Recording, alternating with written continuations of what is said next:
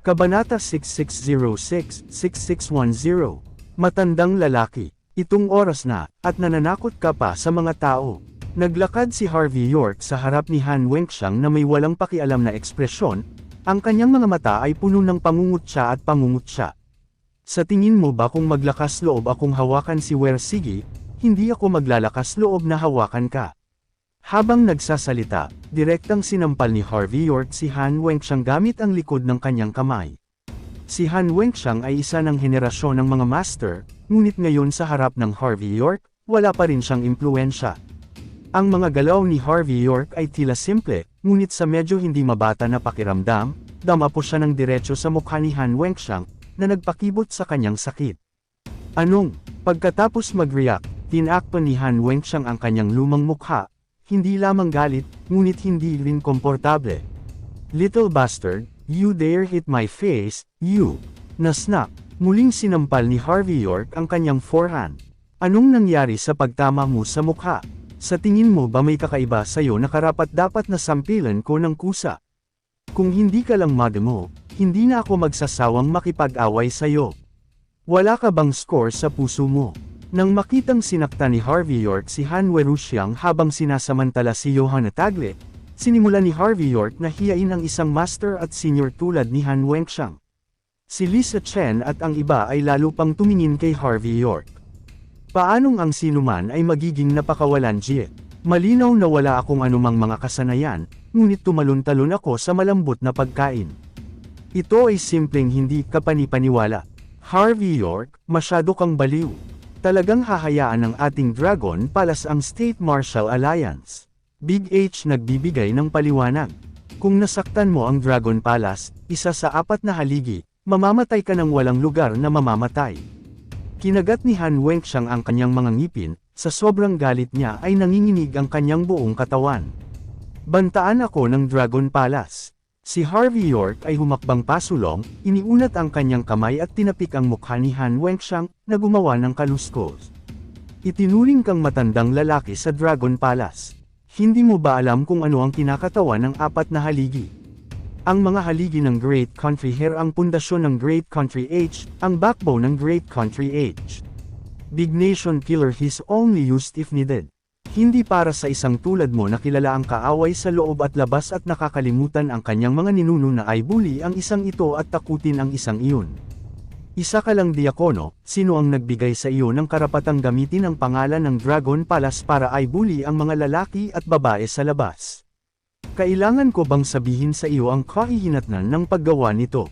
Nang makita ang walang pakialam na mga mata ni Harvey York, si Han Wenxiang ay likas na umatras ng ilang hakbang, at medyo hamina ang kanyang momentum. Napakapangit ng mukha niya, dahil tama si Harvey York. Lumabas siya ng ganito na may karatulang Dragon Palace para takutin ang mga tao. Sa ilang lawak, ito ay isang krimen. Kapag may nakilala kang walang maintindihan, normal lang na matakot kang umihi sa kanila. Ngunit kung makatagpo ka ng isang taong kakaunti ang alam tungkol sa mga patakaran, maaaring ginagawa niya ito para sa kanyang sarili. Binigyan din kita ng pagkakataon para humingi ng tawad. Ngumiti si Harvey York. Kung hindi, ang sinabi mo kanina, ipapasa ko ito sa matataas na opisyal ng Dragon Palace nang hindi ito binabago. Hindi mo kailangang mag-alinlangan kung magagawa ko ba ito. Hindi naman ganoon kahirap para sa akin, ang kinatawan ng Country Martial Alliance. Big H, para magkaroon ng pribadong pakikipag-usap sa ruler. Palasyo ng Dragon. Sa tingin mo, ikaw, naramdaman ang lamig at kawalang interes ni Harvey York, halos mamatay si Han Wenxiang sa galit. Sa sandaling ito lamang niya napagtanto na ang katayuan ni Harvey York bilang kinatawan ng Martial Alliance ng Great H Country ay talagang nagpapahintulot sa kanya na gumawa ng maraming bagay at makilala ang maraming tao. Hindi mahirap na makilala lang ang Lord of the Dragon Palace. Sa madaling salita, hanggat payag si Harvey York, hindi mahirap ang pagpatay sa kanya. Kung ang Lord of the Dragon Palace ay nagbabanta kay Han Wenxiang, hindi siya masyadong matatakot. Pagkatapos ng lahat, ang Lord of the Dragon Palace ay hindi tungkol sa pakikipaglaban at pagpatay, ngunit tungkol sa pag-unawa ng mga tao sa mundo. Gaano man tayo gumawa ng mga bagay, itinataguyod nating lahat ang ideya ng pagiging tao at manatili sa harapan upang tayo ay magkita-kita sa hinaharap. Ngunit iba ang isang binata tulad ni Harvey York, hindi niya maintindihan kung ano ang ibig sabihin ng huminahon sandali at umatras. Sa madaling salita, may magagawa talaga si Harvey York para patayin siya. Sa pag-iisip nito, ang mga dumarating sa mga mata ni Han Wenxiang ay kumaibot sandali, at napigilan lamang niya ang ayaw sa kanyang puso, at nahihirapang sinabi, "Kinatawan York, pasensya na. Hey, kahit walang kwenta ang paghingi mo ng tawad, pero for sake Dragon Palace, kaya pa rin kitang bitawan." Kumuha ng tisyo si Harvey York, pinunasan ang kanyang mga daliri, at tinulungan si Han Wenxiang na panasan ang malamig na pawis sa kanyang noo. "Pero tandaan mo, kapag nakilala mo ako sa hinaharap, luluhod ka ng masunurin sa tabi ko. Kung ganoon, maawa ako at magpapanggap na hindi kita nakita. Naiintindihan mo ba?" Ang mga kalamnan sa mukha ni Han Wenxiang ay nanginginig, ngunit pagkatapos ng lahat, naiintindihan pa rin niya ang katotohanan na ang mabubuting tao ay hindi dumaranas ng agarang pagkatalo. Sa sandaling ito, tanging ang kanyang mga ngipin at paglunok lamang ang kanyang nagagawa. Matapos huminga ng malalim, ipinikit niya ang kanyang mga mata, umamin na siya ay patay na. At bumagal din si Wei Sigi sa mga sandaling ito, napahawak sa kanyang ilong na tuluyang bumagsak. Tiningnan niya si Harvey York na may puot at puot sa kanyang mga mata, ngunit halatang halata. Alam din niya na kung patuloy siyang makikisali kay Harvey York sa mga sandaling ito, tanging ang sarili niya ang magdurusa. Kaya't sa sandaling ito, tiyak na tumalikod siya at aalis na sana kasama ang isang grupo ng mga tao. "Sinabi ko bang pwede kang pumunta?" Nang makita ang mga aksyon ng grupong ito ng mga tao, sinabi ni Harvey York na may kalahating ngiti. Huminto si Wei Sigi, nahihirapang lumingon, tumingin kay Harvey York, nagngangalit ang kanyang mga ngipin at sinabing, "York, ano pa ang gusto mo?" "Walang anuman." Ngumiti si Harvey York, na may banayad at mainit na ngiti sa kanyang mukha. "Ang aking 2 tasa ay hindi mabibili ng salapi. Kung kaya mo, pwede ka nang lumabas. Hindi kakayanin, kaya pasensya na. Ang mga palikuran sa susunod na 10 taon sa Great H Country Martial Arts Performance Hall ay lilinisin ninyong dalawa." Ikaw, si Wei Sigi ay halos magluwa ng isang subo ng lumang dugo. Pero malinaw na alam niya na kung hindi niya ibibigay ang pera sa oras na ito, talagang maglalakas loob si Harvey York na kunin siya para maghugas ng toilet. Sa pag-iisip na ito, kumuha si Wei Sigi ng tseke, isinulat ang numero, at itinapon ito sa harap ng Harvey York. "Kunin mo, matanda ka na, hindi mo ba alam ang ibig sabihin ng umamin ng duwag? O, bibigyan pa kita ng 2 sampal, para marunong kang umasta." Nang marinig ang nakangiting tono ni Harvey York na hindi isang ngiti, halos iluwa ni Wei Sigi ang isang subo ng lumang dugo. Ngunit sa huli, nalulunok na lang niya ang dati niyang dugo, pagkatapos ay magalang na kinuha ang tseke, at ibinigay kay Harvey York. "Representative York, pakiulit. Ito ay isang matandang bumalik, napakabuti." Kinuha ni Harvey York ang tseke at tinapik ang mukha ni Wei Sigi. "Pumunta ka." Nang marinig ang mga salita ni Harvey York, si Wei Sigi at ang kanyang partido ay tila narinig ang imperial na utos, at agad na umalis. Matapos mawala ng tuluyan ang mga figure ng grupong ito ng mga tao, casual na iniabot ni Harvey York ang tseke kay Johanna Tagle. Sa pagtingin sa tseke sa kanyang kamay, si Johanna Tagle ay nasa ulirat. Bakit kaya kumita ng malaki si Harvey York sa tuwing pupunta siya sa teatro? Maaaring ang lugar na ito ang kanyang geomantic treasure. Hindi naman kita kailangang turuan kung paano gamitin ang perang ito, diba? Nakahanap ng upuan si Harvey York at naupo, kumuha ng isang tasa ng mainit na tsaa mula sa alagad ng martial arts, at humigo. Bahagyang tumango si Johanna Tagle, saka tumango. Pero Representative York, kahit na si Wei Sigi at ang kanyang partido ay kumilos ng hindi maganda, sa isang tiyak na lawak, kinakatawan nila ang mga interes ng mga lupo ng martial arts sa ibang bansa. Ang lakas ng mga taong ito ay hindi maarok. Hindi lamang mayroon silang malakas na suportang pang-ekonomiya, ang ilan sa kanila ay ganap ding isinama sa mga dayuhang puwersang anti-estado. Ang mga taong ito, ang ating big nation ay palaging nagsasagawa ng malambot na mga hakbang upang harapin sila. Ngayon gumamit ka ng napakalakas na paraan, magkahiwalay na ang magkabilang panig. Malinaw na umaasa pa rin si Johanna Tagle na hindi kikilos ng pabigla-bigla si Harvey York. Ang sarap gawin yan.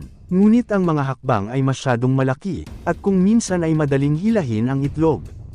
Puriin mo mukha mo, ngumiti si Harvey York. Hindi mo ba nakikita? Itong si Will Siggy at ang kanyang partido ay matagal nang nakalimutan kung sino ang kanilang mga ninuno. Hindi mahalaga kung sila ay mga Amerikano o taga-isla sa likod nila. Pero ang malinaw ay nakapantalon na sila ngayon kasama si Shinto. Sa sitwasyong ito, kailangan kong sumuko ng buo at lumuhad sa harap ng mga Shintista, o kaya ko lang silang ganap na labanan. Sa pagitan ng dalawang pagpipilian na iyon, wala talagang gitna, naiintindihan. So, since kailangan mong lumaban hanggang dulo kahit anong mangyari, why not just offend them? Sa ganitong paraan, maaari din itong sirain ng walang kabuluhang mga ilusyon ng ilang matataas na antas na miyembro ng State Martial Alliance. Malaking H. Pagkasabi noon, ibinaba ni Harvey York ang tasa sa kanyang kamay, na may walang pakialam na ekspresyon sa kanyang mukha. So ayon, tinuruan na si Johanna. Biglang natauhan si Johanna Tagle. Kahit na naisip niya iyon, tumawa siya at nagpatuloy sa pagsasalita. Pero Representative York, I think you should have other goals beside this, right? Sabi ni Harvey York na may kalahating ngiti, tell me about it. Wei Siggy at ang kanyang entourage, para sa malinaw na pagsusuot ng pantalon na may Shinto. Kung ganoon ay tiyak na magpapatuloy sila sa pakikipagsabuatan. Kung gayon, sa pangalan ng York, labis mong insultuhan si Wei Siggy at ang kanyang partido. Kung ganoon, patuloy nilang hikayatin ang mga tao mula sa paaralang Shinto na manatili sa iyo magpakailanman. Kung ang mga tao ng istilong Shinto ay hindi makalaban sa kanilang mga paghihimok at kumilos ng maaga, sisirain nila ang kanilang sariling mga plano. Anuman ang mga plano nila sa gabi ng kabilugan ng buwan, kapag sila ay sumulong, ito ay mangyayari. Hindi ibig sabihin, kung ang mga tao mula sa paaralan ng Shint ay hindi nakikipag-usap kay Will Siggy at sa kanyang grupo, kung gayon ang relasyon sa pagitan ng dalawang partido, na hindi malapit sa simula, ay tiyak na lilikha ng isang puwang sa kanilang mga puso. Sa kasong ito, hanggat hindi sila manalitik, madali silang masira. Ang mga matatanda ng Martial Alliance ng Great H Country ay nag-iisip na ang York ay matapang at hanggal sa ngalan mo. Ngunit sa katotohanan, nag-estratehiya ka at nanalo ng libu-libong milya ang layo. Sa sandaling lumitaw si Wei Siggy at ang kanyang partido, nahulog na sila sa iyong mga kalkulasyon. Tama, speaking of this, tumingin si Johanna Tagle kay Harvey York nang may paghanga, na parabang hindi niya inaasahan na magiging maingat ang iniisip ni Harvey York. Puso, bahagyang kinukot ni Harvey York ang gilid ng kanyang bibig, at sinabing, Tagle Law Enforcement, I have always done things as I please, saan ako nanggaling sa pagpaplano at pagwawagi ng libu-libong milya ang layo. Gayunpaman, kailangan mong gamitin ng husto ang 200 milyon na ito. Ang kalahati ng pera ay gagamitin sa pag-advertise kay Will Siggy sa mga overseas Chinese. Ang kalahati naman ay humiling ng ilan pang tao sa simbahan Presbyterian para kausapin tayo. Hindi naman big deal, diba? Naiintindihan ko, aayusin ko ito kaagad. Mabilis na tumango si Johanna Tagle. At saka, kailangan ba nating magpadala ng ilang mga tao upang makilala? Han Wuxiang. Kahit na mahirap pakitunguhan si Wei Siggy, ang kanyang enerhiya ay nasa ibang bansa. Pero iba si Han Wuxiang. Siya ay tubong Wolsing. Kung pinag-isipan pa niya ito at mas nagalit siya pagkabalik niya, at naisip niyang kailangan niyang gumawa ng paraan para maibalik ang kanyang lugar. Ito ay magiging napakagulo. Ngumiti si Harvey York at sinabing, kung gayon, maaari mong ayusin ang mga bagay. Ito, gayunpaman, kailangang mag-ingat ang nagpapadala. Mas mabuting huwag nang alamin ang balita, at huwag ibunyag ang kanyang pagkakakilanlan. At saka, wala talagang kulang sa madaldal na tao sa paligid nitong dalawa. Bukod sa sarili nilang mga tao, malamang may mga taga-isla. Nang marinig ito, natigilan si Johanna Tagle saglit, ngunit pagkatapos ay nagpatuloy siya sa pagtango. Kung sinabi ito ni Harvey York, mainam na magpadala ng isang tao na tumitig sa 2 taong ito.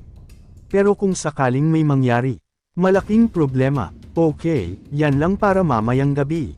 Ibinaba ni Harvey York ang kanyang tasa at tumayo. Kung may balita ka, sabihin mo sa akin.